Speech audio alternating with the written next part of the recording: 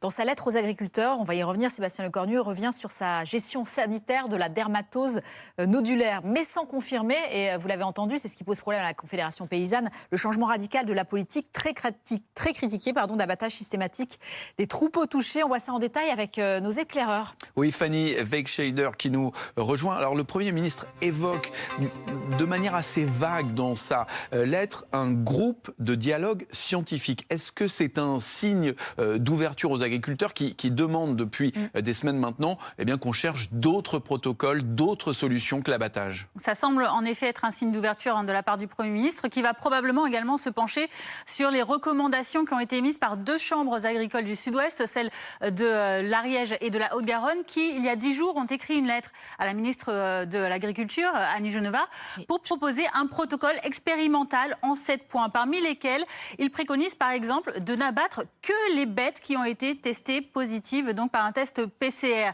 Ces recommandations également portent sur les autres bêtes du troupeau qui ne sont donc pas positives, qui seraient donc elles mises à l'écart, surveillées pendant 4 à 6 semaines, avec toutes les semaines un test PCR également qui serait réalisé. À 5 km à la ronde de ces foyers, ces agriculteurs préconisent également une protection renforcée. Et puis en dehors des zones réglementées, c'est une vaccination massive et rapide qui est proposée par ces agriculteurs. Alors Fanny, la France n'est pas le seul pays à avoir été touché par la dermatose bovine. Quel retour d'expérience dans les autres pays ? Alors on va regarder toujours en France, mais cette fois-ci du côté de l'océan Indien. C'est en 1992 que la Réunion a été touchée par la DNC, avec cette fois-ci une politique plutôt de vaccination générale. Ce sont 2000 bêtes qui ont été vaccinées chaque jour, avec un abattage uniquement partiel, pas du tout systématique, pas total.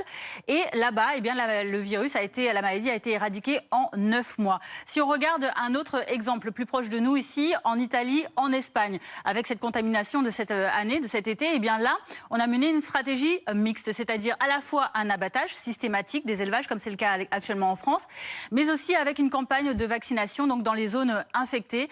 Il y a toujours des foyers depuis cette contamination, mais en tout cas pas de nouveaux qui soient apparus. Si on regarde maintenant l'exemple suisse, qui n'a pas été concerné par cette contamination, cette DNC, là on a choisi, vu les pays autour qui ont été concernés, de procéder à une vaccination préventive. Si on regarde beaucoup plus loin, toute autre stratégie cette fois-ci, le Japon, lui, a choisi l'abattage volontaire. C'était en novembre 2024, donc c'était uniquement sur décision des agriculteurs concernés et avec l'accord également des vétérinaires que, à ce moment-là, des bêtes, uniquement les bêtes donc contaminées pouvaient être abattues. Ce sont que 90 bêtes qui ont été abattues donc au Japon, contre, à titre de comparaison, plus de 3000 actuellement en France. À voir donc ensuite sur l'efficacité de cette stratégie. En tout cas, s'il y a bien un exemple qu'il ne faut pas suivre a priori, c'est celui des Balkans qui ont été touchés eux pendant plusieurs années. Ça a duré très longtemps cette DNC dans les années 2010, avec donc plusieurs pays limitrophes qui ont pris des protocoles très différents. L'Albanie, par exemple, a choisi la vaccination, mais le déploiement a été si mal fait que là-bas, ça a viré au scénario catastrophe, alors que la Bulgarie, elle, a procédé à la fois à la vaccination et à l'abattage total des troupeaux. L'éradication a été beaucoup plus rapide. Merci beaucoup Fanny. Tour du monde donc de ces stratégies. On reviendra évidemment sur cette mobilisation agricole, sur plusieurs grands axes routiers dès le journal de